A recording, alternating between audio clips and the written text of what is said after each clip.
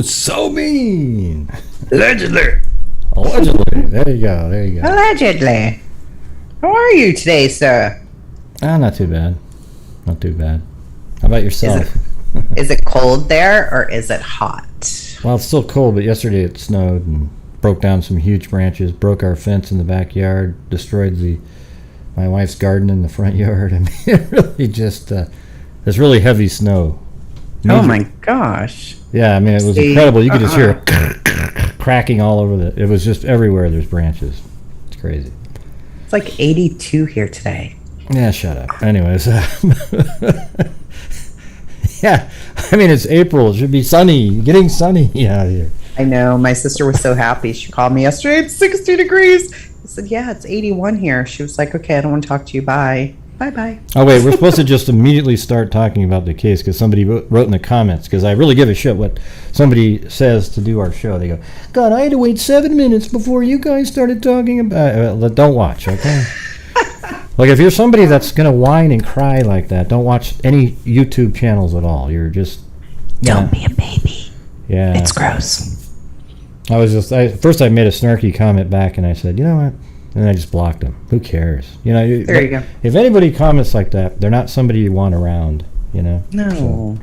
No. We're human people. Yeah. So here's the thing: if we start a show and we start talking about whatever the hell we want to talk about, that's what we're going to do. Isn't it weird? It is weird. It's up to you. Really weird. It's up to you. You shouldn't do that. It's up to you guys to watch or not watch. How weird would it be if we just opened the show? So Tony Klein would be like weird. Yeah. It goes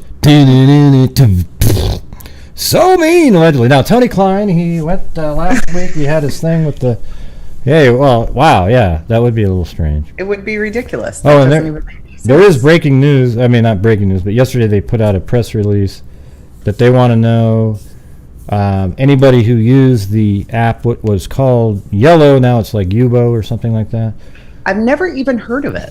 Yeah, apparently it's like... Never heard of it. You know, it's almost like Tinder for kids or something. It's really like, there's no, they say, hey, we make sure that you're only talking to 13-year-olds or talking to 13-year-olds, whatever that is, right? But it's but that just means that when you fill it out, that's how they filter. You just say that's how old you are. Yes, yeah. So, that's a shame. Now there's this whole group sleuthing out why they're now looking at, okay, obviously during their investigation, they stumbled upon this other app, and they're now looking for people to use that app to talk to the Anthony Shots account. It's not like, I don't know what you're going to get out of it by sleuthing, trying to figure out why they are now looking at that. I think it's kind of clear. Yeah, it's obvious. It's weird. But people, it's like, there's a void that people try to fill with time. Like there's these whole threads with everybody going, they must have, like in a deep diagnostic of a phone found, okay, yep, that's right.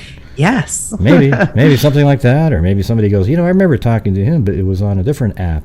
Then you're like, Or during their investigation of the pedophile ring, there was other people were using that one, and they hadn't thought of that one yet, so they were looking into that. I mean, who knows, right? I mean, it had been quiet for a while, so when all this Anthony Shot stuff come out, people probably had to think back. Maybe somebody remembered something, right? Which is what you always hope for, right? So I would say instead of the people wondering why they're now moving onto that, get the information out to as many people as possible.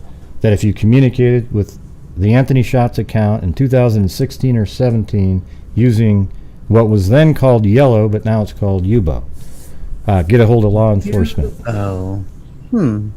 Yeah, there's actually, somebody made a video on the dangers of Yubo in 2018. Yeah. So that was interesting. Almost all of these apps are super dangerous. I mean, they really are. They're just... Yeah. They're dangerous, and, we shouldn't let our kids have phones. That's it. I mean, actually, that's weird, but I think maybe kids should be able to have a phone for communication only. Like, it literally has a phone number on it, and then when you turn 17 or 18, you can then switch over to a phone. But, like, letting a 12-year-old kid, 13, being able to get access to all the apps out there, I mean, it's just asking for a problem. Yeah, it is, because kids are so curious. They want to do everything that they can possibly do. My son had an iPad when he was, had to be 2.5 or 3 years old, and he was playing a game on there where you needed coins. He spent $600 over the course of a couple of months because he had to beat everybody. I was like, okay, well, the iPad's going away. And the way he figured out how to do it, I mean, he was a toddler. He watched me put in my code. And he was like, aha. And so it said, you want to buy these coins? And yes, he bought them. So even that, you know, if you could chat on that thing, he would have been trying to. He could read at that age. So they're dangerous. They're very dangerous apps. Yeah, so I actually contacted the Murder Sheet. They've been on my show a few times. And I'm not. What are you talking about, Tamara? In there, anyways. They gave me permission to use it on this show. I mean, I probably use it on my show too, but they gave me permission to go over, or gave us permission to go over the Who is Tony Kline, all their full podcasts, so that you guys can actually. And I'm just talking about the ones on Who is Tony Kline. Those are the ones they gave us permission, and it was Thanks, really Murder Sheet. Yeah, it was really nice of them, and I think they just have a really great sound. They're like exactly how, and they're a lawyer, and I guess what was she, a reporter or something? No, a writer or something like that. Journalist, yeah. So it's like what a perfect match that is for podcasting. They're really good together. Yeah, they're really good. They do it well. So hopefully you guys will, if you are podcast listeners, you go over and follow them because they're great. So so the we got permission to do this. So if you're somebody out there going, ooh, now we can go do it. No, you can't do that. You can't go play somebody's podcast all the way through. We're going to play it, stop, talk about different things, and we're going podcasts are a lot go through it. But it's hard. Yeah, it's hard work. It's their work. You can't do it unless you ask them and they give you permission to do that. Okay? Yeah. So don't go, well, it's fair use. I can go, no, it's not. Okay? It's not. All right? Everything's fair use, Gray. Yeah. The internet. Yeah, that's right. So I guess, I don't know, it's not going to be like the most incredible look, but hey, why not put that's them right there, the Murder Sheet on the screen.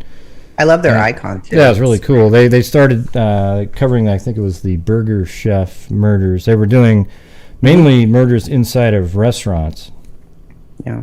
And then they picked up on Delphi, and they really, they should almost get an award, for what they, uncovered and were able to to get out there, because it's really single-handedly the most information that's been out there. Now, HLN had interviewed Kegan and had a whole they had all that information, so they probably feel a little bit like, well, we could have put that out there, but you didn't.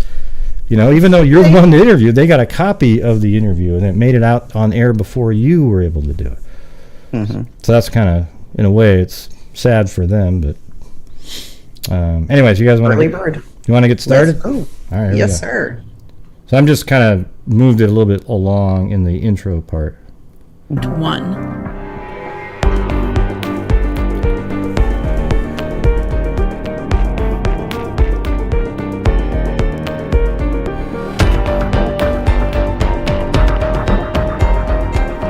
Good music. The Murder Sheet.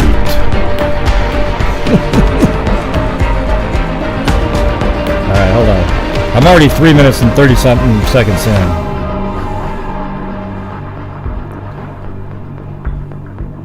That is pretty cool music. It is. I like it. And it's Anya Kane and Kevin Greenlee. We asked Bart to tell us how Tony Kline first came into his life.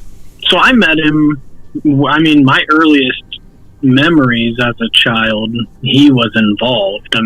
I can remember I think one of my first memories is a birthday party when I was a kid, and I remember him being there. So he was married to my mom when I was, in elementary school, all the way up until they got divorced, I believe, when I was in the 6th grade, or maybe heading into the 7th grade. And so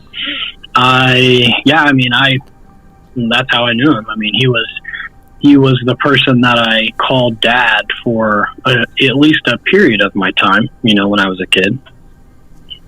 Absolutely. I know in your email to me, you said that he was the worst person you've ever known. And I guess, could I ask you to sort of expand upon that and tell us how you came to realize that? Well, I mean, my childhood was surrounded by fear of him, and because of what an abusive person he was. Physical abuse is what was, brought on my sister, my mother, and me by this guy. And so I grew up thinking that was normal until I saw other kids at other, houses, and I would go over there and I realized things are different. And, I never was a kid that had friends over because I was terrified of what would happen if they were there. And so, I've never met anyone else like him because that was, I spent so much of my childhood fearing him that, to me, I just didn't think there was, anyone worse. And I still don't. I don't have like this hidden animosity where I sit around and I think about what happened towards him. I've forgiven all of that, but I still do, just the things that I witnessed as a kid and the feelings that I had, he is a very, in my opinion, an evil person, I would say. How does he... Yeah, so, I mean, you can tell, he's evil, and he didn't know any other type of life. It was just when he would go over to other kids' houses and go, whoa, this is what you guys are like? Be like that. Yeah. Which is so incredibly sad. And to be an adult now and say, I still think he's the worst person I've ever known. That's a lot. Even though he's forgiven him for what he did to him, it's a lot. Yeah. So they'll get into some craziness. Is it a situation where it's constant violence, or does he have like personality that he shows to the world and then it's different at home? Yeah, I would say it's a little bit of both, because I do remember him either being diagnosed or my mother saying he was bipolar, and that's the way it seemed to me. He did have this persona that he put forth that was, a nice guy, but it wasn't. I don't think people that would even know him in a day-to-day life, I don't think they're going to think of him as some nice guy. He doesn't hide being that person very well. And at least when I was a child, there was things in public that was physical, not one time. It was more than once. And many of the kids, I think, knew that I had issues going on at home, and it was just one of those things that I just felt like I guess I thought it was normal, for a long time, until you find out it's not. Absolutely. Could you describe sort of the acts of violence that he sort of perpetrated against you and your sister and your mom? So a lot of times they would stem from just being at dinner. And I remember a plate getting smashed against the wall and spaghetti being on the wall.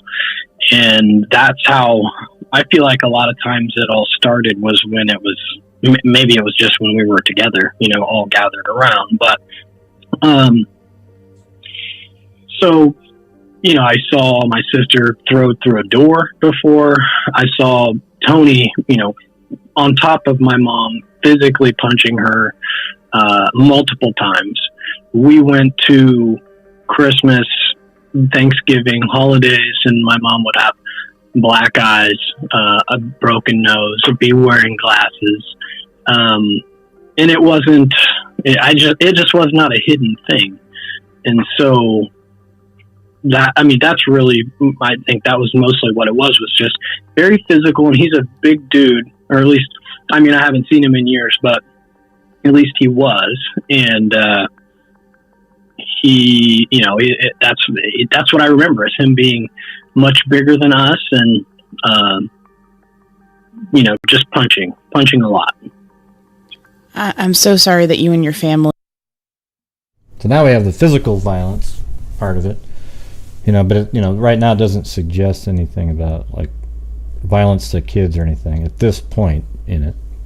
Yeah, he doesn't talk about his abuse quite yet, but Yeah. black eyes, broken noses on his mom, throwing plates. Yeah, just sounds like it was just one of those nightmare places to live. Always chaos, yeah. Went through that. I mean, that's horrific, and to see that as a kid, I'm in terms of how that sort of also manifested itself. It just sounds like, he sounds like he was sort of a bully in the household. Is that fair to say? Oh yeah, absolutely. There was no contradicting him whatsoever. There was, if we're sitting in the room watching something in the evening time, and you get up to get a drink of water without asking him if you can get up to get a drink of water, then that usually resorted to violence. So yes, he's very, very, if he is not the one making all the decisions, he cannot control himself, in my opinion. Did he have like a social circle? You mentioned that he had a hard time keeping this side of him under wraps, even in public. Yeah, I remember a few of his friends. I don't really remember their names, but I remember a consistent few people that he would either go.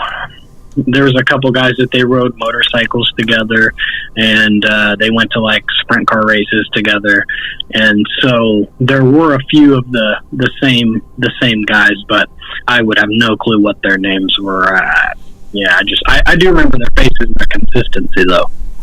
Right. That makes sense. And did he, with you guys, you and your sister being his stepchildren, did he, was there any sort of attempt at first to, make you guys, I'm just kind of curious in terms of, did he try to cultivate a relationship with you at all, or it almost sounds like it just sort of was awful all around, and I'm just, trying to get a sense of, what that dynamic was? I would say, no, I think he did. By the way, this is different than their normal, this isn't scripted. They're interviewing somebody, just kind of having a conversation, and they, put it out there. So their actual podcasts are it's all, scripted, and they read it, and it's really well done. And, this is good too, but this is just sort of their natural communication, the voice, not the scripted one. You know the difference, right? Right. I know the difference, sure, yeah. Yeah. Make an attempt to be, a father figure, and tried to make an attempt to do things I remember him coming to football and baseball and things, but in the same time, my last name was my father's last name, my family's last name, but yet with no legal reason, they went to the school and had me use his last name for 2 years. I was Bart Klein, and that drove me crazy. It drove my dad crazy, and the school just, it just happened. Mom just went there, and that's what my name was, and so that's what it was. And not to blame her at all, this was Tony's doing. He wanted the everything about him. And so even though my name was not Klein, I was, for a year of football and wrestling and baseball, I was Bart Klein. And it was this huge thing with all my friends, and my coaches were confused, and I hated it. It was very embarrassing for me, but that's just one instance of his just control, where he has to be the dominant figure, Right. It's forget what my stepson will think or how this will affect him. I need to show my ownership almost. Yeah, absolutely. In terms of some of this really horrific abuse and sort of physical abuse, do you know at any point if he came on law enforcement radar for any of that? Oh yeah, absolutely. When I think I was in the 4th grade, or in between. I think I was going into the 3rd grade, and because we still lived in Peru, and we basically one night I had a bathroom in my room, and it constantly clogged and had an issue. Hold on one second, my son is right next to me. I need to take your time. Just a minute. Okay, I'm back. Oh yeah, no worries. And take your time if you have to, take any breaks or anything like that. Yeah. So, I remember I had a bathroom in my bedroom, and it constantly clogged. And he was always pissed off about it. He was always, mad that he was in there trying to fix it. So that was like basically off limits to me. Well, I think I either needed to go really bad. Maybe it was, for whatever reason I used it, and it clogged. And so I went and told my mom, and he overheard.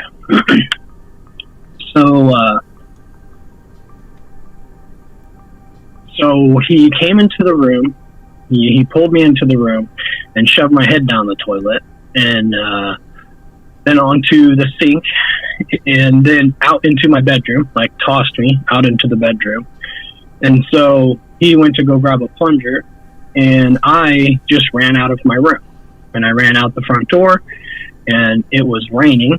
I don't remember what time of night it was, but it was dark, and it was raining. And I turned left, and I just ran to, I think it's State Road 19 was the closest road, I believe. And so I ran to that corner, and I was just sticking my thumb out like I needed a ride. And this car stopped, and this guy got out, and he comes over to me, and he said, "Bart, what are you doing?" And it was my baseball coach.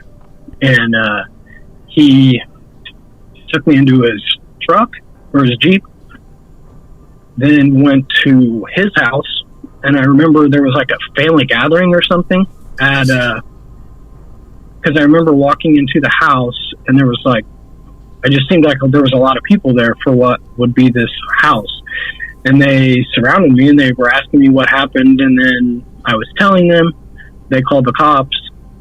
And so Tony went to jail that night, and I went back home. And he couldn't see us for I can't remember the exact amount of time, but he had a no contact order with my mom, myself, and my sister. And he did his time that he got on the weekends. So he would go to jail like every weekend for, I don't know the time frame.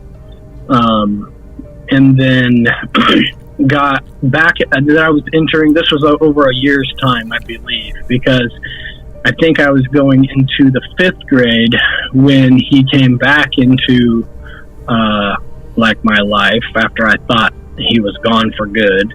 And him and mom just tried to work on things. And there wasn't, that I can remember, there wasn't more physical violence after that when he came back the second time, but it was still very demeaning and raised his fist multiple times like he would do it. But I don't remember him actually doing it the second time. Yeah, so I mean, that's pretty crazy right there. I mean, just, takes him into the bathroom. But here's something that's interesting about it. In the, I mean, they bring it up too later in here, but I just want you to see it on the screen. Yeah. In the 194-page document that we just read, one of the detectives, I guess, said, we had talking to Tony, and not Tony, to Kegan. They wanted to see they're talking to Kegan, and they want to see what he thinks about some case.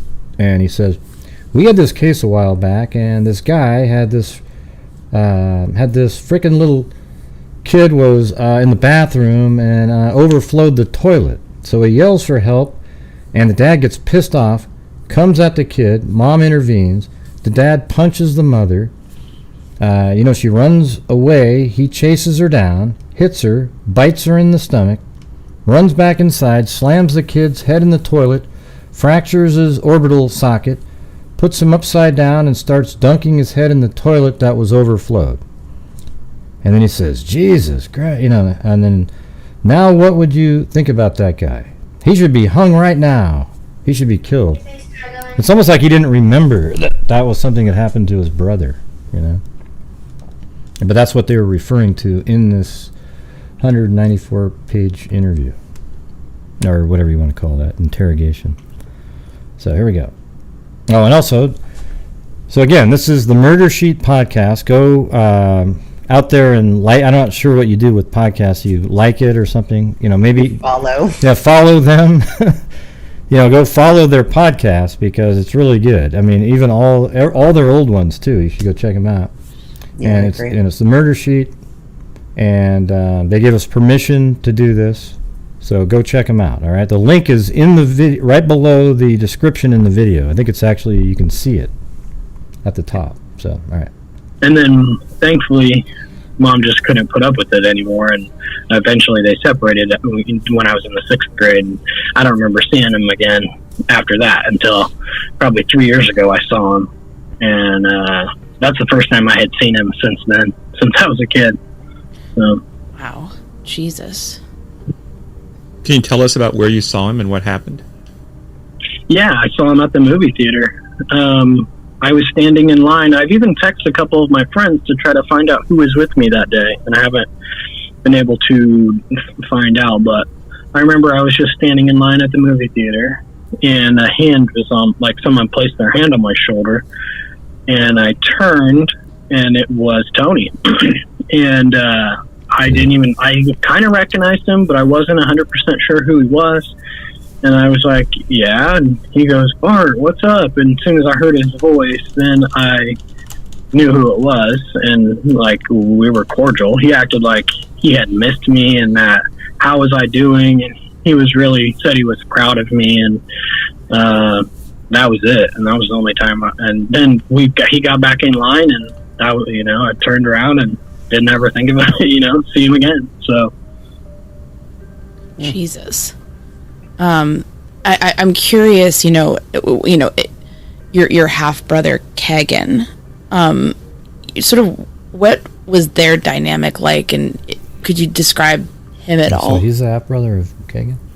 Or was the something else? Well, she I know Kegan didn't really, at least on the outside. I thought the sister was half brothers with Kegan. I thought they both were, because they all have the same mom, but Kegan has a different dad. So there's 3 different dads, but 3 total different dads, right?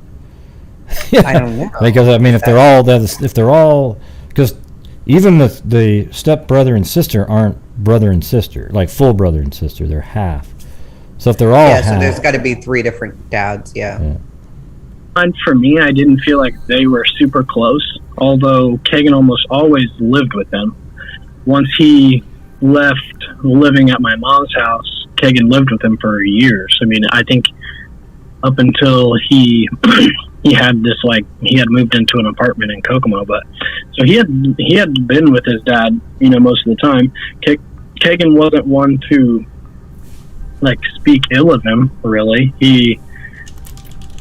I don't know that Kegan even knew really what happened when I was a kid. I surely never told him. I don't know if my sister did or what, but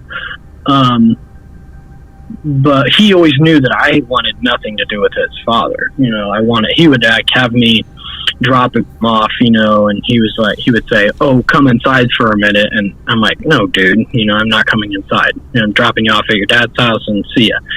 And, but he would always invite me. And, so I think he at least knew that there was animosity between the two of us, but I don't know that he knew the extent of the abuse. As far as them being close, Kegan never, for me, I always hated Tony with all my, everything. Kegan never had that feeling. He wasn't, they weren't super close, this is my dad and son. It was more this is my buddy, this is my friend. At least that was my interpretation of it. Tony wasn't ever this person that would hold Kegan responsible for anything he ever did. he would never, crack down when Kegan would do things stupid. Whereas, the one moment that any of us bring up anything, why are you doing that? Kegan would explode, and, there's no talking to him, just like his dad was. So, what kind of stupid things would Kegan do? Well, so one time he sent me this picture. It was clearly a photoshopped picture, and it was this was when he was supposedly living in Las Vegas, and he sent me this freaking photo that was him with, like, in this environment, like they were out in this desert, and there was these like t-shirt salesman places. It was like being at a band, and they have a bunch of these little venues set up where you can go around and buy shirts. Well, it was clearly a terrible photoshopped photo, and I texted him. I was like, "Hey, what are you doing? This is not you." And he makes up some lie about, I'm trying to learn Photoshop. I was wondering if you'd catch that. And so that's a very small version of, like, the type of lies that we would get. So he always does that, like he sort of pushes the truth and then he gets caught on the lie, then he makes up some other. He did that in the entire 194-page document. What is the point? What is the point of sending him a Photoshop picture of when he was allegedly living in Vegas? Maybe to make it seem like he really was there, because remember, he didn't actually live there very long. Well, yeah, true. Yeah, so he's probably trying to make it look like, hey, yeah, just hanging out. And he's not even there at all. He's probably in Peru, Indiana. Let me ask you this. What is the age difference between Bart, the stepdaughter, and Kegan? Do we know? Did these people not live together all at the same time at any point? Well, they did, I think, during this. I think they all... Well, the daughter, left, right? Remember, earlier? She did when she was 13, yeah. It's just odd that if Kegan was in the household with Bart, how would he not know that there was this animosity or... Well, he probably does. He's trying to downplay his dad. He seems like in the Barbara McDonald interview, we start hearing how Kegan noticed that his dad was abusive, and maybe he could be the killer. It's a lot different than he sounded in the 194-page document that was done in 2020. Yeah, Bart even sounds, though, that he doesn't. He's like, well, if he knew, I don't know, because I never told him. Well, wouldn't you hear it? I think you would hear him chasing after and beating and doing this crazy stuff. So, I don't know. It was just something I was curious about, if you knew, like, the age difference between them. And because they broke up when Bart was in the 6th grade. So that's what, a 12-year-old? I don't know the age difference. I haven't looked that up. That's not... it's interesting to know. It was just something that made me think, like, did he act different around Kegan? Was he, like he said, they were like buddies. Well, yeah, it sounds like his blood children. See, the only blood child he had was Kegan. The rest of them aren't related, So he probably thought of him differently. So even, like, when Kegan was young, he didn't get beaten or anything, but both of them did. Even when they're 4 years old, just pummeling them, beating the hell out of them. And, because maybe he does assign sort of a blood relationship differently. Like, he treats everyone else, it's just they're garbage if they're not. I don't know. Yeah. Get that we clearly know our lies. And, whereas a normal parent would say, this is an issue, we need to speak about this, like, why are you constantly lying like this? Like, no, Tony, there's no chance that's ever happening with him, Right. It really sounds like you mentioned, like, Tony was so controlling with you guys, but you didn't really see that controlling dynamic with Kegan. No, not at all. And I don't know, I think maybe growing up, I thought I just attributed that as, like, Tony just becoming a better person, maybe, that he didn't need to treat people the way that he always did. But then, over the years, I heard what he did to his different girlfriends and things like that. So I knew that the abuse did not stop. Kegan knew about that. Right. And I'm curious, you mentioned like the Las Vegas thing. Do you know what Tony and Kegan were doing like circa 2017? Like, did anything change at that point, or same old, same old? To be honest, I have tried to think back, like what Tim, I've not had a very like close relationship with him. It's, I think I've been the closest sibling for sure, but like, it wasn't that I would hang out with him on a consistent basis. It's just that we talked a lot about video games and movies and things, and I think I was just there for him to like talk to in general. But I'm sorry, what was your question again? I think I got off track. No, you're fine. I was just wondering if you kind of were keeping track of what they were doing like circa 2017. Oh, yeah, no, I had no clue. I thought Kagan was living in Las Vegas, and that, for the longest time, like, I was astonished when they, like, the police and all these people are like, well, he's only been to Vegas for a couple days, and we can prove that. And so that, to me, is pretty crazy, because he told our entire family that he was living there for, I thought, like 3 years. I know I didn't see him in at least probably 3 years. And to me, I thought he was in Vegas that entire time, which I'm guessing now it seems like he wasn't. So, right, it's such an elaborate lie to put out there. I'm curious. I don't know how long he was in Vegas. I don't think it was as long as it's just. But he was living with that guy for a little bit, wasn't he? Yeah, the guy, and even that roommate admits that. So there must have been a time, but he probably made it seem like he lived there a long time. Yeah, maybe. How strange is that? Yeah. What a strange guy this guy is. Okay. Have you gotten contacted by police about Tony or Kegan? Oh yes, yeah. They had my wrong phone number for the longest time, and then when they actually got my number, they contacted me. I went in and met with the state police and the FBI, and we met for like 3 hours, and I just answered all their questions the best I could. I would have liked to know exactly when that meeting was. Just give us a time frame of like when they were interested. They had just a bunch of things about growing up. And that was really what it was to me, it was like a lot of what happened in this regard, can you remember these dates? And that's what I just was honest. I said, yeah, this is what I know about what happened when we were growing up. And that's pretty much what they asked me about exclusively. Do you get the sense that they think that perhaps Tony was involved in the Delphi murders? Well, they wouldn't tell me that.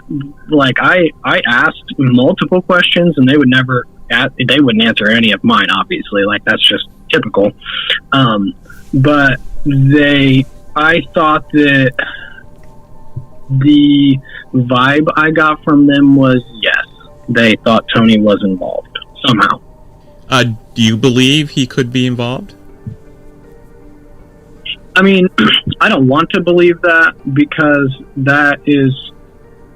it's horrific things, and it is very hard to comprehend that, number one, my brother would be involved, but number two, his dad. Like, I have no idea. I hope not, and it is what it is.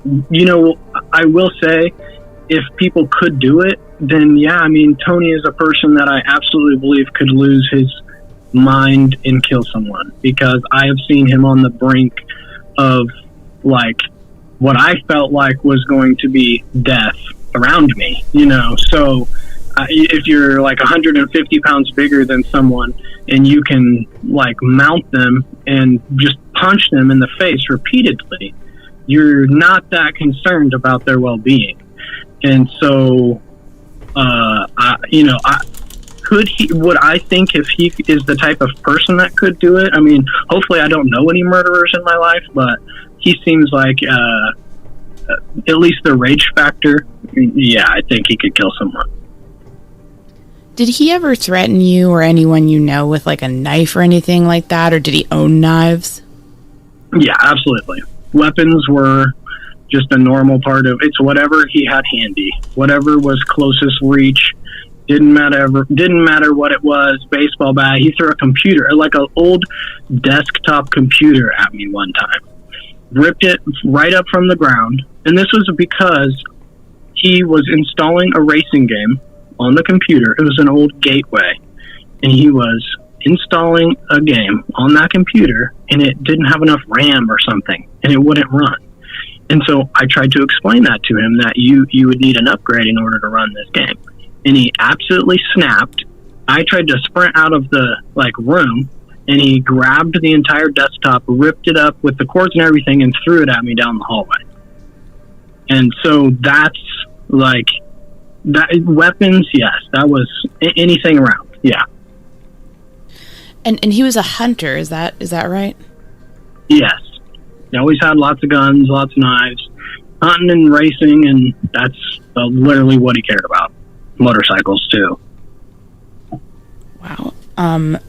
Yeah, geez. And this is a awful question, but I have to ask it just because of some of the stuff we've heard. I mean, did he ever sort of indicate an interest in underage girls or anything like that? Anything sort of sexual misconduct, stuff like that? Yeah, not to my knowledge. I mean, not, and I would be honest, I don't give a shit about the guy, but I don't remember anything with, little girls, or if anything, he seemed like a typical, the typical response when you hear about pedophiles. He would give the typical one where, they need to die in prison and things, which that's pretty much what everyone says. That's the only thing that I can ever remember him, saying about any type of children. Right, that makes sense. You talked about the anger inside Tony. I was curious, did you ever see that kind of anger inside Kegan? Yes. Can you talk a little bit about that? I mean, Kegan's just a big, angry guy. That's how he has always been. He's been... His way of dealing with things is a lot like his dad's, unfortunately. I don't know of any time he's ever been physical with women or anything like that, but Kegan will be the first person to absolutely explode on you for no reason whatsoever. I mean, in a tirade, and it's just he's an angry guy. They sort of did that with the two girls that were supposed to meet him.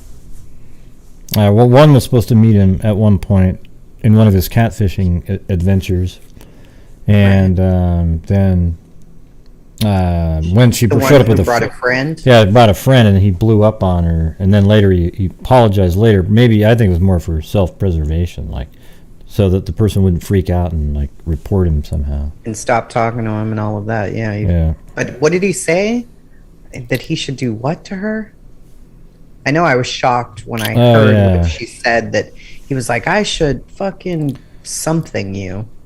Yeah, that's actually in one of their other podcasts. So if you go back and listen to they interviewed one of the other victims of his catfishing. Yeah, that was so shocking when I heard that. I was like, oh, this guy. Okay. Yeah.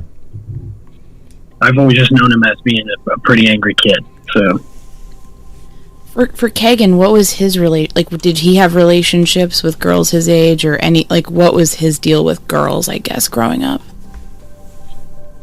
I mean, to me, it's he never had any girlfriends that I can remember.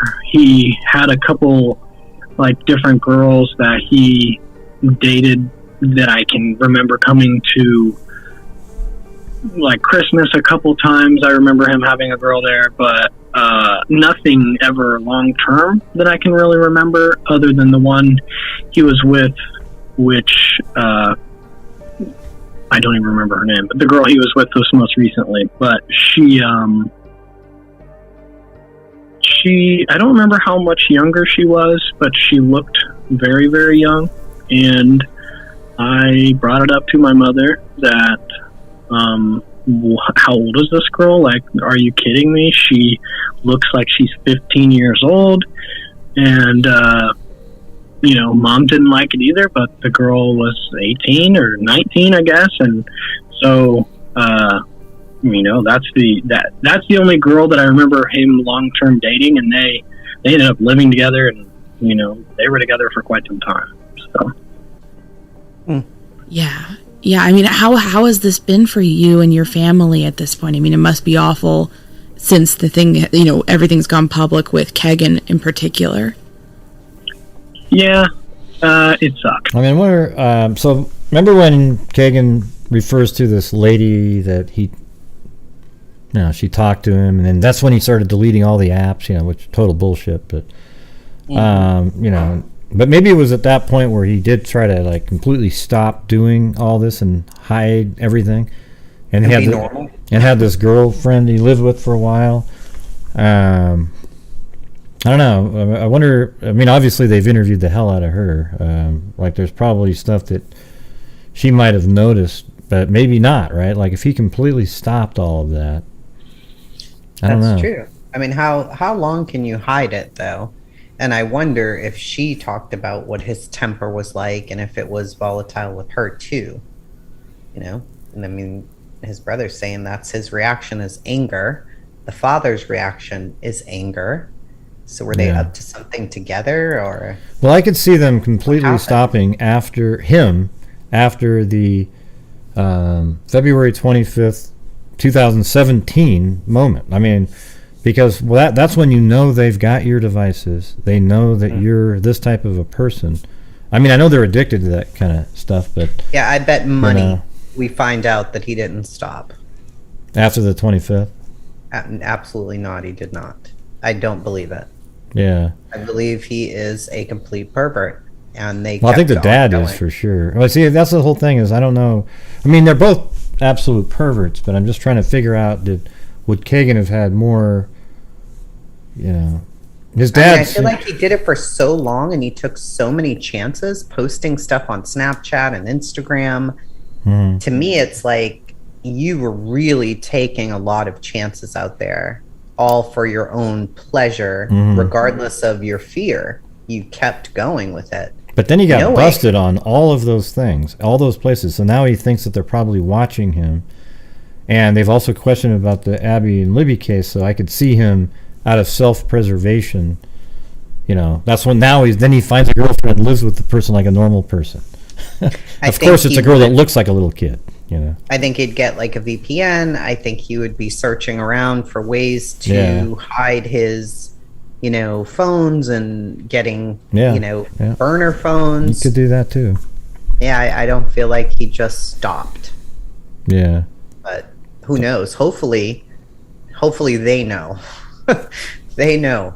Yeah, well, they're probably got some sort of I don't know if they were able to monitor his communications after that, but if he has a burner phone, probably not, unless they're tracking, if you can do it. Yeah. Hitting his IP address or something, then they may be able to, right? Yeah, I mean, I think, yeah.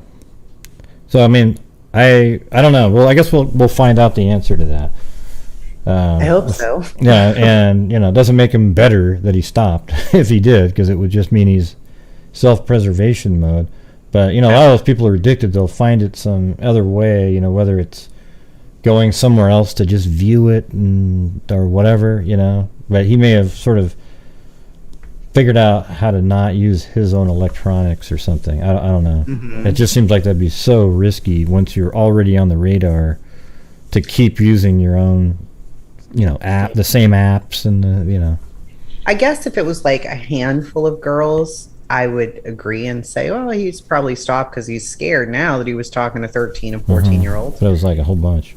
But it was so many. He even said, oh, yeah, I didn't remember her because I talked to so many girls. But it sounds like something I may have said. Yeah, it's weird how it's sort of like, when they say the word catfishing makes sense because it really is sort of like fishing. Like these guys... there's a lake full of, 1,000 fish or something.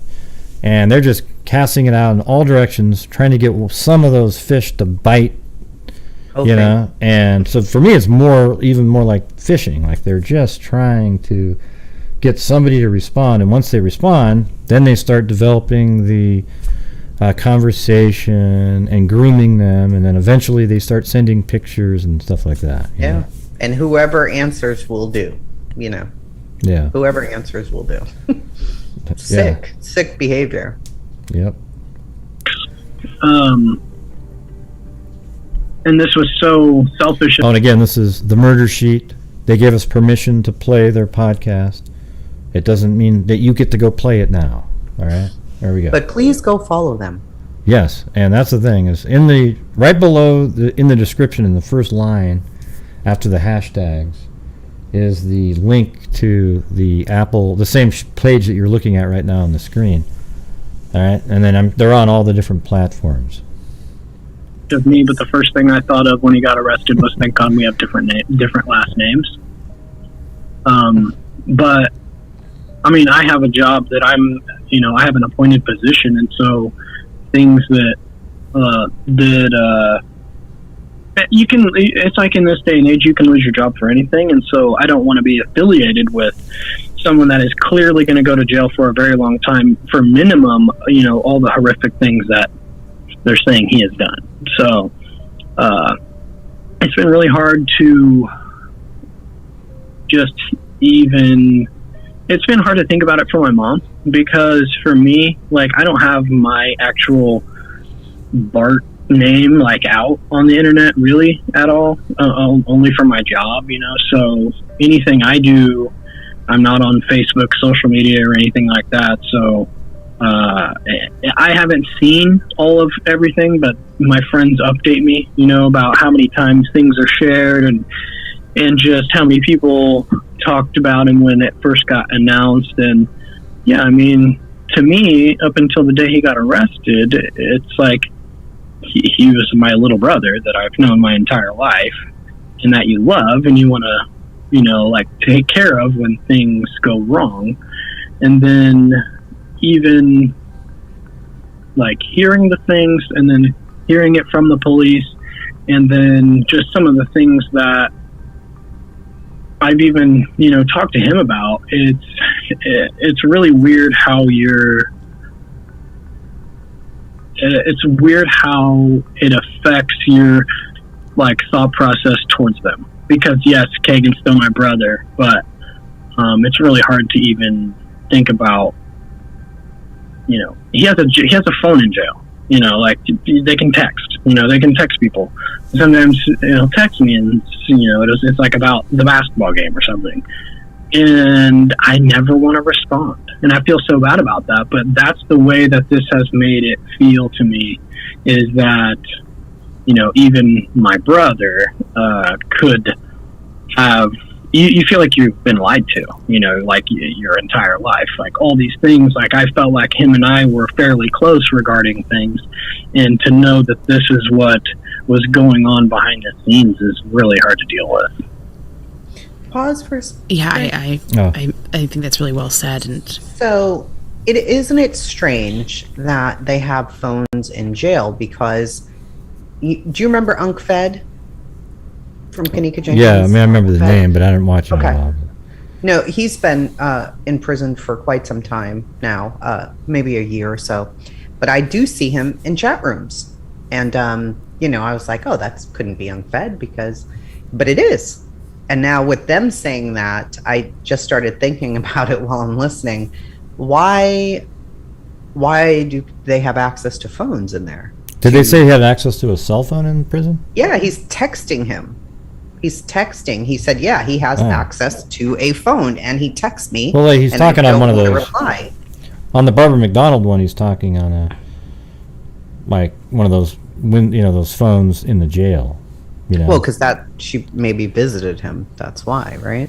I mean, Bart's not visiting, but he's texting him. And I've heard this before, that now you can have access. You can go to the commissary and purchase tablets. You can purchase the flip phones and things like that. I just didn't know how true that was. Huh. Yeah, that's pretty weird. Yeah, how would he have texted him? How long back was that? Like a minute? Just, if you go back 30 seconds, he says it. I just want to listen to that again. Oops. You know, like your entire life, like all these things, like I felt like him and I were fairly close regarding things, and to know that this is what was going on behind the scenes is really hard to deal with. Before that? Yeah, I think that's really well said. Before And that. I mean, geez, I can't imagine also, as you said, what your mom's going through right now. Yeah, it was a little before that. And they do have that When you JK go to thing, jail which for is a like, very and Okay. it's weird email. how Yeah. it affects your like thought process towards them. Because yes, Kagan's still my brother, but it's really hard to even think about. You know, he has a phone in jail. You know, like they can text. You know, they can text people. Sometimes Maybe they can't call, but they can just you know, text. it's like Text about only. the basketball game or something. Because that way they can read them. And They can't I delete them. never want to respond, Right. and I feel so bad about that. But that's the way that this has made it feel to me, is that, you know, even my brother could have. You feel like you've been lied to, you know, like your entire life, like all these things. Like I felt like him and I were fairly close regarding things, and to know that this is what was going on behind the scenes is really hard to deal with. Yeah, I think that's really well said. And I mean, geez, I can't imagine also, as you said, what your mom's going through right now. And then I had a question. You talked about hearing Tony's voice at the movie theater a few years ago. I was curious. I assume you've heard the audio of the person on the bridge saying, "Guys, down the hill." Did that sound like it could have been Tony to you? No, it didn't. Okay. Yeah, I mean, he has like a very kind of. I wish right there they also asked about, did it look like him though? You know, something like that. high-pitched, weird voice. Like it's not deep at all. So yeah, I did not think it was Tony. Did it sound like Kagan? So this is kind of weird. You can see he gets sort of emotional about it. It did sound like Kegan. I will be honest.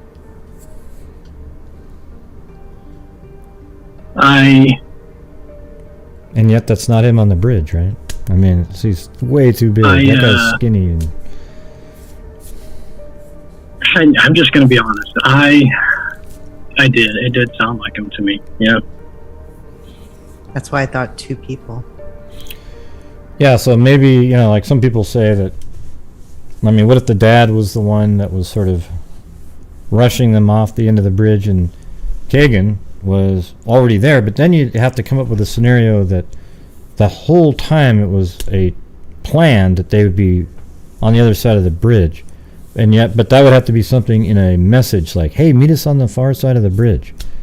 You know? Well, we do know that Anthony Schott said that he was going to meet them, and that's who her sister called from the police station. Yeah, she she didn't just call, messaged but it. she messaged, Yeah. right? Yeah. So if you think about that, they're watching, and here come the girls, and the girls are walking around, and these two are just watching, looking out to see if they're going to show up, if they're going to be there, and then they do show up. And rather than having two men approaching them at once, you have the one man that they get, the bridge man, and the other man is right behind one of the girls, and that's whose voice you hear. Well, he's not right behind him until, well, we don't even know when he's right behind him, but he does show up, catches up to him at some point. But when there are I meant the other guy we never see. Maybe he's Yeah. coming one way and this one's coming this way. but he'd have to be on the opposite side, just standing there, because this is what I know for certain, is that Libby went to the end of the bridge, stopped, stood off the end of the bridge, turned around and filmed secretly the guy coming towards them. Okay, so there could have been a guy behind them at that point, sort of waiting, I guess. And when the guy got right near, who knows? It just, when I was trying to think and I knew that he said, yes, it sounds like him, I was like, okay, if it sounds like him and we can maybe think that the walking man is Tony, but that doesn't sound like him. Yeah. What if there were two people? That's why I want to know if they look like him. That's why I wanted that answer to that question. And one of them's not, she was no slouch. You said she weighed like, close she's to like 200 pounds, yeah. Yeah, I mean, you have to be a really strong person. Did that? That's what they say, that they think the person's really strong, that the person dragged Libby for a ways or something like that. That was that inside, guy that came on one time. Right. Let's see. Well, I don't know. So it's hard to... Two girls, like, how did you get them not to be screeching to the top of their lungs? Well, a gun would make you do that, Sure. That's the thing. You pull out a gun and you say, down the hill, they're going to kind of just do what you tell them to do because there's a gun. If it was a knife, they might run, but a gun controls people. But, I mean, there could have been. I mean, the thing is now that you got this whole crazy situation here, you have to sort of add in, because they've always said that's the suspect, the guy on the bridge. Originally, in the first press conference, they said, don't assume that the voice you're hearing is the guy on the bridge. That's what's kind of weird. Like, I think his name was Burstkin or something. He said that. And then they changed it up, and they've been telling everybody. But again, they also told us there was no social media. So it's like, what did they really know? Yeah. What did they really know? What are the things that they really believed as opposed to what they told everybody? I don't know. It feels like they're putting out these breadcrumbs now about the social media, about the Anthony shots. We know that Kegan's been spoken to. I don't know that Terry. I just looked down at a note. Hey, Karen. Tony has been. Yeah. It's. Hey, Karen. So Karen came on and said, "Gray and Truth video taken 65 yards." It wasn't. Okay, I did all the information. It wasn't taken 65 yards away. It was 65, maybe less than 60 feet away from Libby as she stood at the end of the bridge. I've done all the research. I put everything together. You go watch Flow 3. So when you come jumping on here acting like, 65 yards away, that's absolutely not true at all. That's really far away. 65 yards is 180 something feet, 195 feet instead of less than 60. All right. So no, just a mistake there, Sir Hughes. So mean, allegedly. Well, I mean, that's a huge. That's a major difference. Okay. Yeah. Right. And then you don't need to tell me either. You know what I mean? It's like, that's what I'm trying to tell you. It's in the Flow 3 video. Go check it out. All right. Thanks. All right. Here we go. Thank you so much. Gosh. So mean. Angela. Not really, right? He really is just so mean. Did they either of them go to Delphi ever? Was that some place they would have hung out or knew about? I mean, I really didn't. At the point Kagan got arrested, we had not. When the cops originally called me and asked me, I didn't remember when the last time I had even seen him. I had only seen him a couple times since he got back from Vegas, and I would have no clue if they do anything over in Delphi. I mean, we grew up right near Delphi. We grew up in Cass County, and so we've all been familiar with that area. I mean, we fish around there quite often. We did when we were kids, anyway. Well, he was much younger, but when I was in my high school years, we'd fish back around Burlington in the Delphi area and Wildcat Creek, and so we'd have knowledge of it, but I have no clue what either of those two were doing when they got back. I want to jump to the knew that Vegas area thing, because I think that's super interesting. Like this elaborate ruse of Yeah, hold on. Sorry, that's interesting that they knew that area too. This time I had even seen him. I had only seen him a couple times since he got back from Vegas, and I would have no clue if they do anything over in Delphi. I mean, we grew up right near Delphi. We grew up in Cass County, and so we've all been familiar with that area. I mean, we fish around there quite often. We did when we were kids, anyway. Well, he was much younger, but when I was in my high school years, we'd fish back around Burlington in the Delphi area and Wildcat Creek, and so we'd have knowledge of it, but I have no clue what either of those two were doing when they got back. No. I want to jump to the Vegas thing, because I think that's super interesting. Like this elaborate ruse of, I moved to Vegas, by everybody. Do you remember like how that came up? Was it like sort of sudden, or was that something where like they were, okay, a month from now I'm going to be going to Vegas? Oh, yeah, no, it was planned. He has told me, like, he's told me so many different things that are just astronomical. Like, things that are where he's told me he's purchased land in other states, and I'm like, dude, you barely can pay your rent. How'd you do this? And so I always learn to take things that he says with a grain of salt, but at the same time, yeah, he was very open about our plan is to move to Las Vegas. He told me he was working at a place where they grew weed and delivered weed, and his job was basically to pick it up and deliver it to these people. Well, no, it was a prescription. It was whenever they ordered subscription. It. And so remember? He, that's stupid. As far as I knew, was doing that, and then he was going to school to be a blackjack dealer, I guess. He told me he was doing that, and he was working at some casino where they were training him to be a blackjack dealer. And then he was also told me he was working at a warehouse where he was like carrying a gun and patrolling like this big weed warehouse. Like he said his only job was to be on this golf cart with a gun, and that he had to patrol around. So like these are the different stories that I would get. It was totally planned. It didn't. Those are a lot of things there. That's a lot that he did while he was in Vegas. He's almost like James Bond if you think about it. Almost. Looks with about a golf cart. Looks about as good too, right? Which one? Same. Roger Moore or Sean Connery? Yeah, him, Sean Connery, Kagan, twins. Yeah, Sean Connery, man. I always loved Sean Connery, but man, some of the stuff he said in the media, he would have never, in today's environment, he would absolutely never make it. He would have been out. Half of us can't make it in today's society. You say the wrong word. Go watch the one where Barbara Walters interview where he's talking about, like, it was unbelievable. He said he actually hit, like he said, oh yeah, I think you should be able to hit your wife sometimes, Sometimes they're just yapping along and you just, you gotta go see it. It's absolutely crazy. I mean, in today's world, but at the time, even Barbara Walters wasn't even that. It's weird. It's weird, isn't it? How time got different, but it was unreal. It was a different world back then, like Archie Bunker and Edith. Very different world. Oh yeah, I mean those shows were. You know what? In some ways, those shows were actually good for society.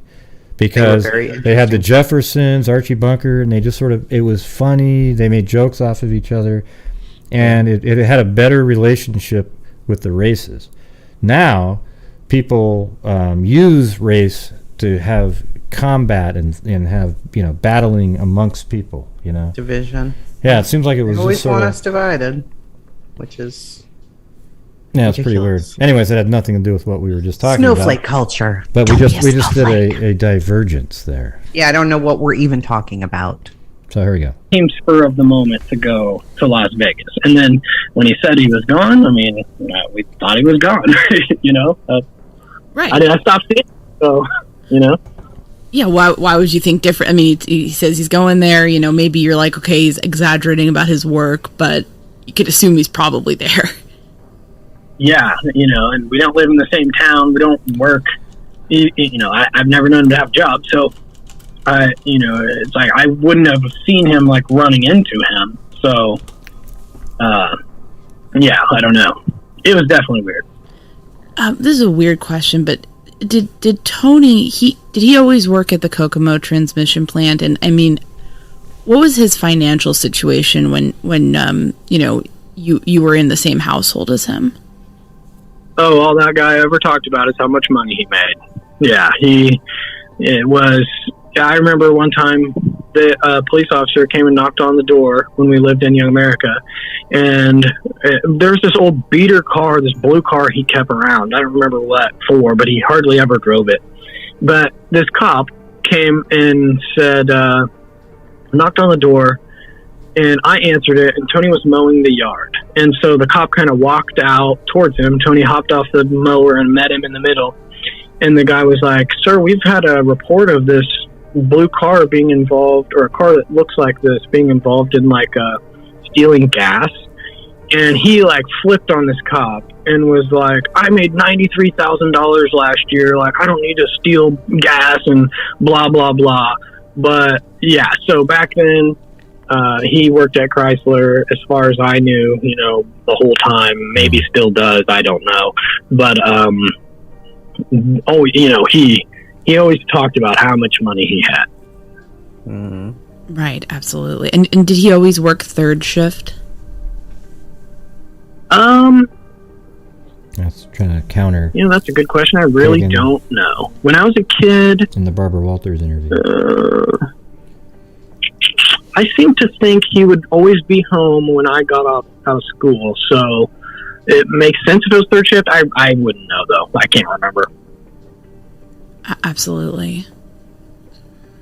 I had a question here. We happened to get a copy of a part of a transcript from when the police were questioning Kegan right after he was arrested.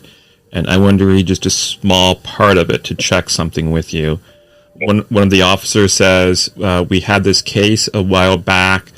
This little kid was in the bathroom and overflowed the toilet. So he yells for help, and the dad gets pissed off, comes to the kid. Mom intervenes. The dad punches the mother. She runs away. He chases her down, hits her, bites her in the stomach, runs back inside, slams the kid's head into the toilet, fractures his orbital socket, puts him upside down, and starts dunking his head into the toilet that was overflowed." That sounds like the incident you were describing. I just wanted to confirm, is the child in that story you? That was me. He seems like he's a little bit And emotional they say here. to Kegan, "What do you think should be done about that guy?" And Kegan said he should get hung right now. He should be killed. Right, yeah, I didn't know that. But yeah, that's me. I've never heard that. This is the stepbrother. How Kegan. does it, gosh, I listen, we really appreciate you sort of talking with us about this, and we're sorry to bring up like bad memories around this. What do you mean? We do appreciate you kind of speaking with us. Yeah, it's not as hard as I thought it would be, to be honest. So Yeah. maybe it's good. I hope it's a little bit cathartic to talk with someone about it. Yeah. I sure saw it was that. So you said- traumatic. I'm sorry. What were you gonna say? That transcript, was that read to Kegan? Was that what you said? It's interesting He was being interviewed by the police. It's interesting how interested he is in like how this got there, and he kind of keeps that going for a while. It seems like it really affects him that it was written down somewhere. Well, now he's knowing that story has been relayed to Kegan too, and all of the details, because he didn't tell them in the podcast all of those details. He just said, he put my head in the toilet and then the sink, Right. and he didn't give them all of that. So Yeah. maybe it was more painful than he wanted to admit. And they wanted to they told him that story, and they said, "What do you think should be done about this guy? What do you think he's capable of?" Gotcha. Okay. It just sounded like that was basically the story you were telling us, and I just wanted to confirm that it was. That was pretty cool that Kevin picked up on that. Yeah, we got a hold of some of those transcripts, so we're doing a few episodes based on that, and then we're going to kind of continue to cover this angle because we believe that the transcripts indicate that law enforcement is very serious about the sort of looking into Tony Kline in regards to the Delphi murders. With that, I think you're on the right track there, because that sure seems that way to me too, from that statement you just said. This must be surreal to sort of hear about some of, like, you know, this bad memory from your childhood sort of coming up now in a police transcript with, you know, a kind of a high profile case up there, investigation and whatnot. Yeah, that was really weird. I mean, just hearing you say that, or hearing Kevin say that, was yeah, I kind of got chills. I was like, whoa, that's you never think about that stuff being written down, you know? Like, to me, it was just like what happened, and I can barely remember. You know, I just remember like a few parts of that night, but yeah, somebody wrote it down and like took a statement and it's filed away. I don't know. Never thought about that. Those injuries sounded really horrific. You broke your orbital socket? Yeah, they keep talking about it. It was a big deal. I still have a little bit of you can't really tell, but if you feel it, you can feel it a little bit. And then the back of my head, I always had like a second cowlick, you know, back there, but it was basically from a scar. Now I shave my head anyway, so it don't bother me.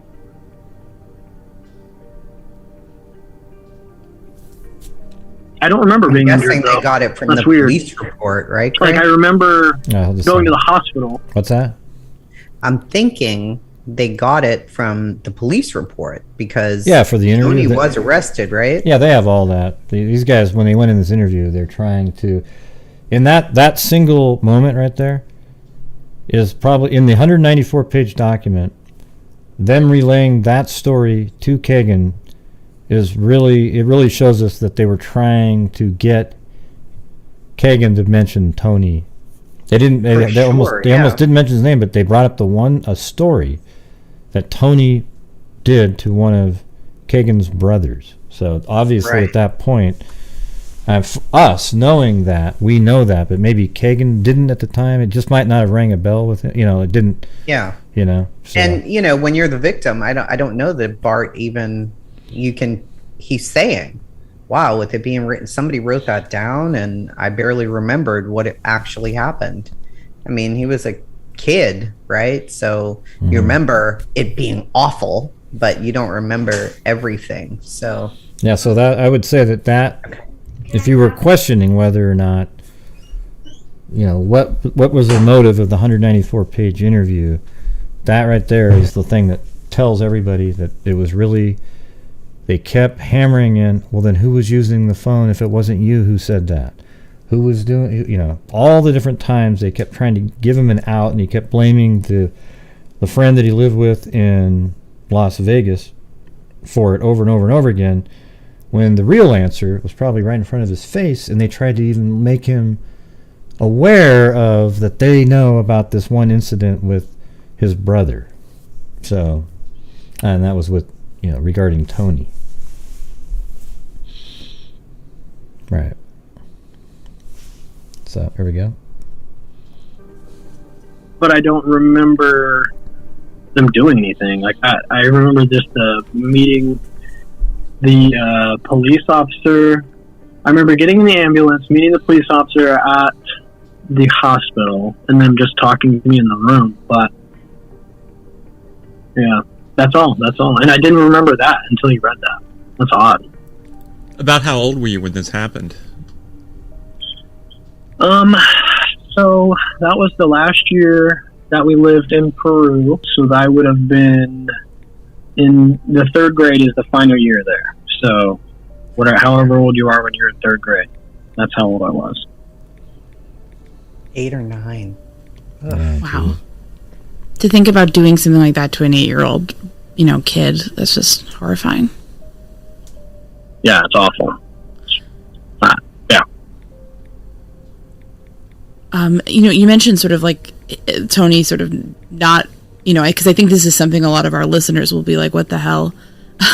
Or, you know, just that we're thinking probably right now, you know, this kind of abuse being an open secret, you know, was there, you know, did anyone, I mean, other than that incident where police were obviously called because you were injured and that was so horrific, were there other like attempts at intervening almost by anyone over time, like in sort of trying to stop the abuse? I remember one time that I think I alluded to my mom being beaten up by Tony, and my dad just got really, really angry, and he, when Tony came to pick us up for after our weekend was over we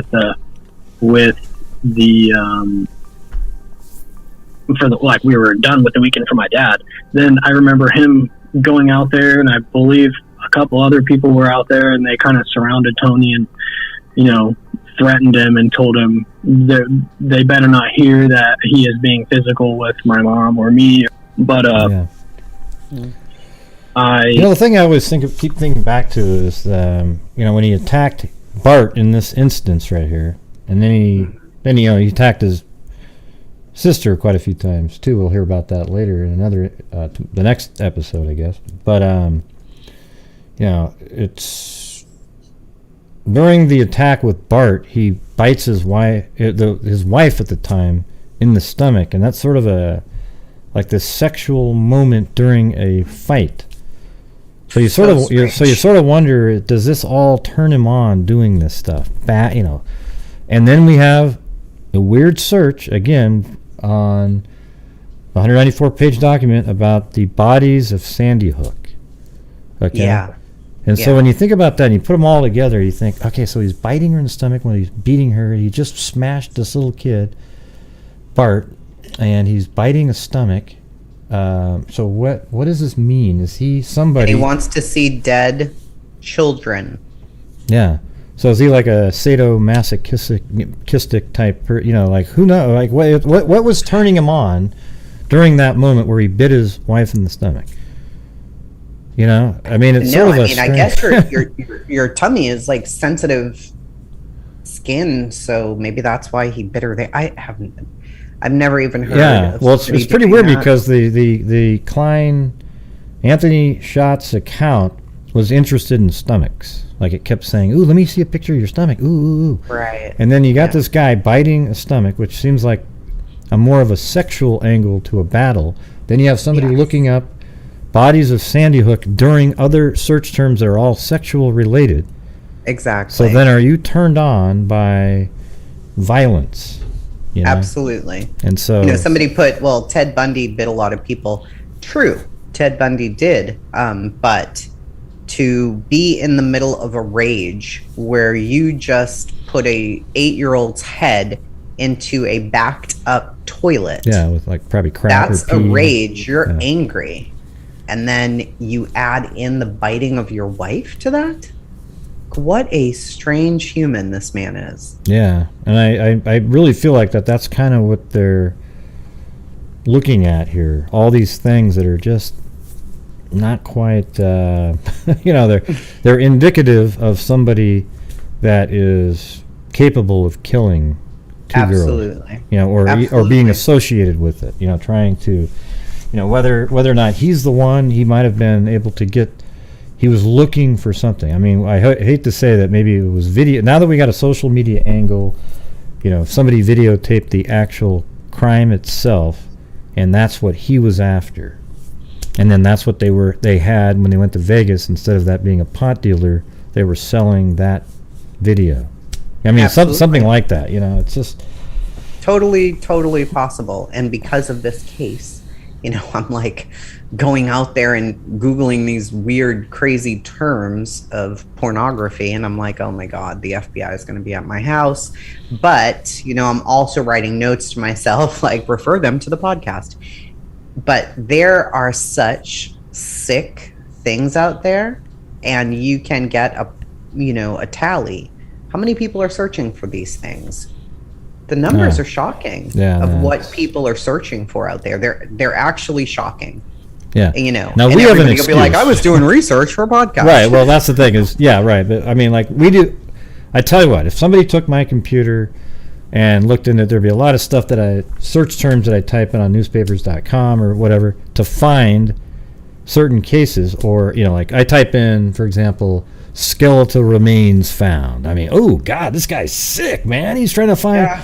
But I'm actually, I'll have a date in mind because they'll say like they found a body and the person was identified 4 days later, right? Well, I want to find the article where it was found And there's a lot more information on those ones, right? It'll actually tell you where Right. the body was found, more information. As soon as the name's attached, they start dropping down the amount of information that you get. Of course, yeah. I mean, I think our computers would probably scare people, the weird stuff that's searched, but So I anyway. never searched for dead Sandy Hook kids, though. Yeah, Never- I mean, never have I and done it was that. weird too because it was amongst other things. Like you might have said, Yeah. like big boobs or something, and then bodies of Yeah. Sandy Hook, and then typed in all these other things. You know, it's just really. No, it was like little boobs of 13-year-olds. Yeah, well, and then yeah. Sandy Hook. Well, whatever, whatever it was, but I mean, it just seems like who's even thinking about that Who? in general? Nobody. And years later too.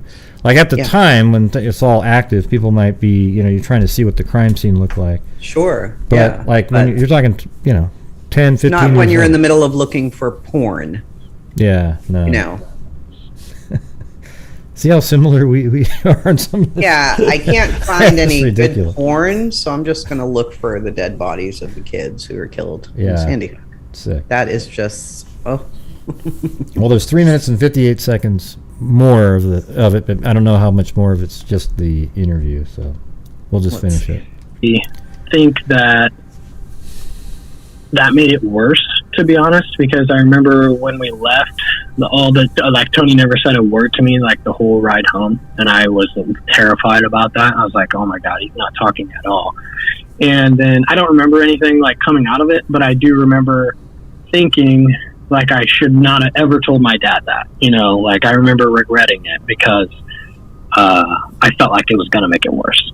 But forgot and I what don't part think that it was was. an open secret with who was most people. I think it protecting was more just like my friends, like a couple of the friends that I told, like, and it was definitely with the family. All the family knew, like all of his family, which was the only family we were even allowed to be around. He basically blocked out my mom's side of the family where she was not allowed any contact with anyone on And it's that like side. isolating from your friends. And so same we kind only of thing. saw his side of the family. They would And protect like him. I said, we went to Christmas, Thanksgiving. Mom had broken See, his family would protect him, and hers wouldn't. nose, Right. black eye. And I remember her telling his mom one time about this happening, and she was just like playing it off like, oh, it'll get better, and like it's gonna be I fine. He hate just gets people angry like that. sometimes. Like they just totally put up with it, which was the saddest thing, because even though like my mom had Just be enough ashamed strength of to go to her and say, hey, something needs to be done, to just have that door just shut in her face, and then of course you feel like you have no way out at that point. Right, because you've been cut off from all your friends and family. Right. That's awful.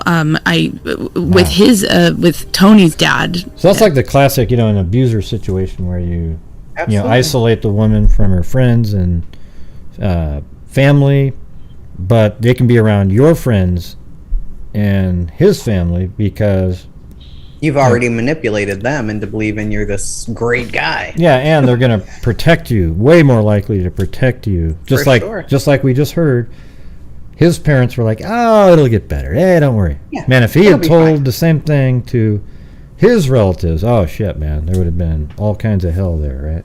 Absolutely. I mean, it's sick. It's sick that they didn't step up and say, who the hell did this to this kid, and put this man in prison and tell the world, put it in the newspaper, make sure everybody knows. I mean, what the hell are people doing? Not protecting these kids. It's sick.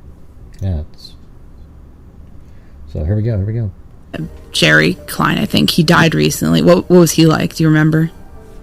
Very nice man. I liked him so much.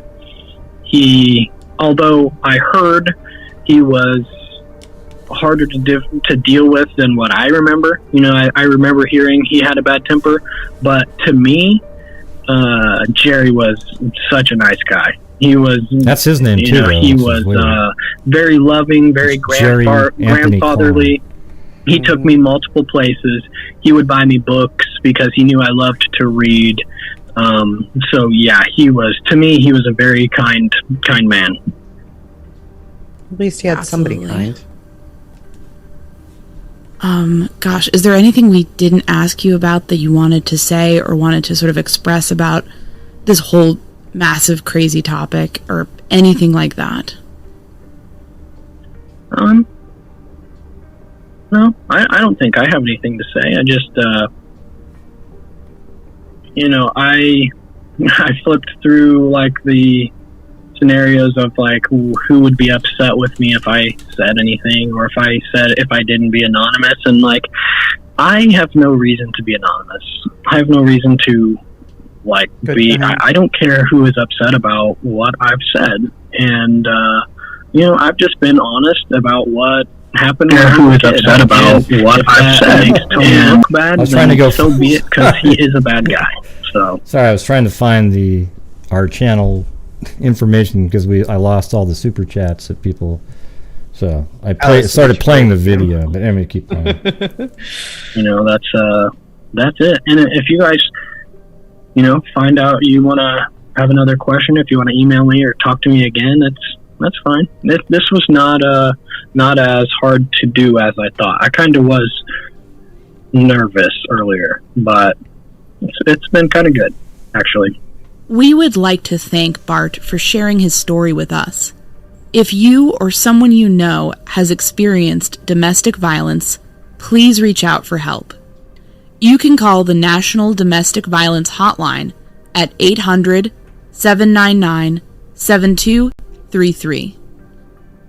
All right, well, there you go. There you go. So thank you very much to the Murder Sheet, and also you guys go click on the link and watch all of their, you should actually listen to these prior, so that when we listen to it again, you're even more familiar with it, because it seems like you always pick up something else every single time. Every single time. I've already listened to his twice, and you pick up different things that, how he's saying something. So, yeah, it's a really crazy case. Somebody asked, do we think that the Kleins did it? I don't know. I mean, I see no reason for... I don't think the police are leading us anywhere either. And Gray has been on this since day one. I'm fairly new to it, but I really feel strongly that they do have something to do with this. Well, so I do too. I mean, I think they have something to do with it.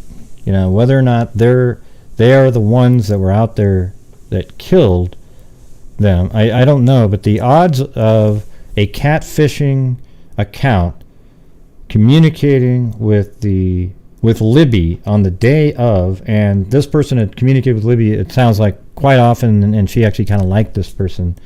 Absolutely. And they were even supposed to meet that day. The odds of that not being related are so remote, So remote. And it sounds like a lot of the communications that were happening were from the IP address of their home. Kegan doesn't remember some of it, so it only leads to one other person of being the communicator, but maybe then there was another communication with a third party that actually is the one that was out at the bridge. But somehow, I think the odds are that these people, the Kleins, are connected to what happened. And I think law enforcement believes that too. Or they were feeding info to another guy who maybe was paying them for this info or something. There's something there. Yeah, there has to be a connection. There has to be a connection. Yeah, because it's a very random day that they just get up and go, and then they're on the bridge, but he was supposed to meet them. And when the sister contacts him, or the friend actually, he's like, oh no, yeah, I was going to meet them, but she didn't show or whatever. Yeah, they're okay. Yeah, I talked to her earlier. They're okay. And then Kelsey, which is amazing. I was talking about it last night. Is she is like the first person to be on the right track. I mean, she literally the same day. I mean, if it turns out this is the right track, I think it's going to. But she communicated with the Anthony Shots account by saying, "Hey, I see that you communicated," and then she said there was no red flags at the time by anybody, not just from her. She showed, law enforcement was aware. Yeah, of all she this was stuff. at the police station when she did it, right? And yeah, I don't remember exactly. Nothing. Yeah, something like that. Yeah, she was. She said, somebody was trolling her again on Twitter. The poor girl that she has to even deal with this shit. Yeah, it's insane. they were like, how dare you hide this? She's like, are you kidding? It was the same day I was at the police station when I communicated with Anthony. I was right there. Everything that I had, they have. So they knew minute one, like they knew it. And I think they've probably been looking since minute one, but maybe they just didn't want to give away that information. Yeah, it could be. Cases. But it could also be that they, like, a lot of this stuff takes a long time to come back, and they just couldn't make a direct connection. They might not even have had the information that the account was communicating with Libby until, like, maybe a couple years later, perhaps. I mean, who knows? They could have known it all, and they just told a fib to, the family, and even, like I was told the same by Robert Ives, that there was no social media angle. Maybe that was all just part of a ploy to make them feel more comfortable, so that they would stay active. Don't panic them so that they don't go to Vegas or go to wherever. But the weird part is that they already panicked them by showing up to the house on February 25th. So they're already panicked. Did they want to have a lull and let them get back active again? And that's why he wasn't arrested for so long, because they wanted to see, hey, we need to keep monitoring. And maybe that didn't pan out, that aspect of it. But anyways, whatever it is, the investigation into the Anthony Schatz account led to one of the largest pedophile rings in Indiana history. Amazing. So amazing. When you look at it like that, it should tell you something. They did good. Yeah, they did good. But anyway, it was so cool because Kelsey was the first one to actually notice that account. So there she is. That's pretty amazing. Good for her. And all right, well, hey, thank you guys very much for being here, and thank you for all the super chats right at the end there. We also had, let's see, Georgina Stoliker, Hash Brown 405, Amy CHS, and Juddy, and also, hold on a second. And then Jenny Penny became a channel member. Thank you. Mm-hmm. And then Bama Forever with the Bama boom donation. I call them cat eye donation on my show. Mama She 13 and Chico's Mummy. Thank you guys. You guys are awesome. So let's see. Maybe at the end of this month, I'll add in I know what I owe. We'll just make this much larger donation instead of just kind of piecemealing it. So we'll just wait till the end of this. I think, it'll be right at the beginning of next month, because we'll be at CrimeCon, just coming back. We're going to CrimeCon. All right. I'm so excited. It's going to be awesome. Yeah. Well, anyways, thank you guys for being here. Thank you most of all to the Murder Sheet for allowing us to listen to the podcast on here, the portion with, who is Tony Kline. We're going to go over those parts and, play it, talk about it, and just sort of try to figure out what the hell we feel. I mean, this is really crazy stuff that's going on. We've done the 194-page document. That was so interesting. Did we read also on here the Barbara McDonald one, right? So the Barbara McDonald. We did that one first, and then we did the other one. Yeah. Yeah. So the order is actually the other way around. Backwards. Yeah. Yeah. That's all right. Yeah, that's cool. At least we did these in order, so the next one will be the sister. Next one, right? Next one's gonna be the sister, and then the third one was, what was that one? Oh yeah, it was a weird incident. It was like a stalking incident with that Tony. One was so strange. Yeah, it was Tony following somebody home. See, this is what's weird is, like, you go back, and that shows an escalation. Like, he's tracking people down. He uses a stick one time, lifts up his shirt through a window or a nightgown. Yeah. So there's something very wrong there. Yeah. There's something very, very, very wrong there. So I don't know. I'm team Tony and Kagan did it together. I almost feel like Tony picked up his phone one day and saw what he was looking at. They had a conversation, and before you know it, here we are. Yeah. Doing all the things. And I think Tony's a lot more technologically savvy than Kagan makes him out to be. Mm-hmm. You know, and Yep. maybe he doesn't know how to build a website, but he sure as hell knows how to use these apps. For sure. Right. He does. Absolutely. So, For sure. all right. Very interesting. So we got two parts for now remaining, part 2 and 3. But go to check out the Murder Sheet and go listen to all their other episodes on Delphi or any other cases that they've done.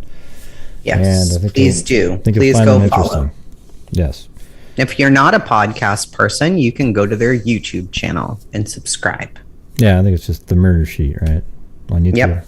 The Murder Sheet. That's right. All right, you guys. So thank you for being here. We'll see you guys. When do you want to do it next? Maybe Thursday? Because it's shorter. Tomorrow's out because it's fish changing day. Fish water Jesus. change. Jesus. You know. Okay, anyway, so the day after. Whatever. We'll figure it out. Well, it's only a 32-minute one. This next one. So 32 minutes, probably maybe Maybe Thursday afternoon. Thursday. That sounds good. Thursday those afternoon. damn fish. What a nightmare. Hey, listen. Let me talk shit about my fish. Give me a skillet and some butter, and we go. Put the betas in a deep fryer. You know, it'd be cool. Oh to see my God. a crispy beta. You see what he does to me, guys? Oh my Lord. Yeah, Terrible. a crispy Terrible. beta, man. Think how I'm good trying to that'd be. prepare them for when I go away to CrimeCon. They're all going to be so sad, and I have to leave instructions on every tank for Scott. Oh, well, there you go. Awesome. You know. Well, if we can work it in Thursday, that'd be cool. Yeah, definitely But Thursday or anyways. Friday, either one of those two, but we'll see. Yeah, We'll ick. be there. Yeah, someone typed in ick. Isn't that the name of the disease? They can get icked or something. They can get ick, yeah. Yeah, They can. that white stuff. Which is why I've got to change all the water before I go anywhere and make sure that everything's good. Yeah. I'll change it this time, and then right before I leave for CrimeCon, I'll change it again. Yeah. It'll be nice and healthy when I leave. Gosh, guys, why are you talking about fish? I mean, I thought this was about. Okay, well, it was the end of the show. Okay, so if you was. We can talk about fish. see, that's the That's how you need to have it when you're doing your podcast. I'm not going to have it like this, okay? Well, ask everybody in weird. there if they don't think that sounds a little bit better on the audio. Guys, does this sound better? No. Do that up in the air and then put it close and talk with your podcast voice. Hi, everybody. Yeah. Is this my podcast voice, Greg? Well, okay, I hold don't on. even know.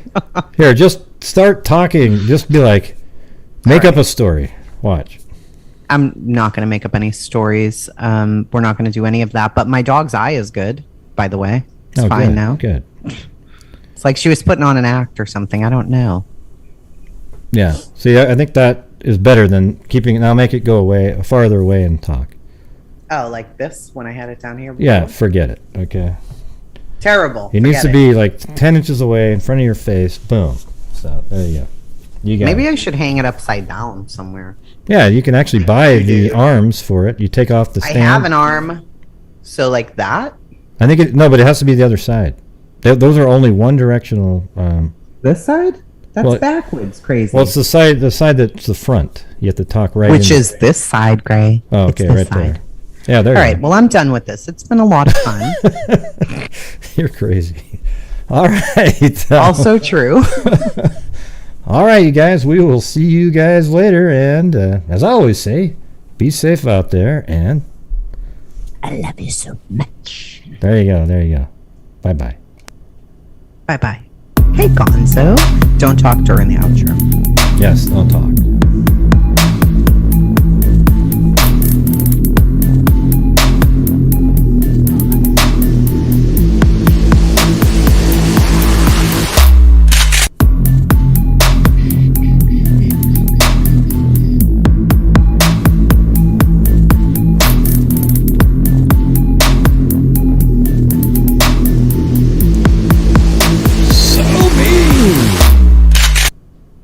Allegedly.